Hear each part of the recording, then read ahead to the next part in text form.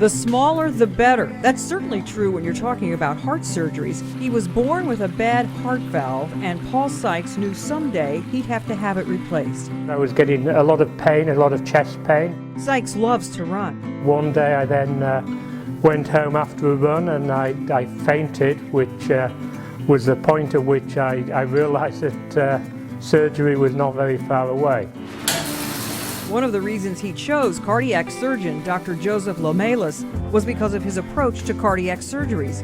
He specializes in minimally invasive heart surgery, meaning instead of cracking the patient's ribs, he makes a small cut between them, just 2 inches long. Then tiny cameras navigate for him, minimizing trauma to the tissue. The recovery time for traditional open heart operation is about 4 to 6 weeks, and it could be as long as 8 weeks.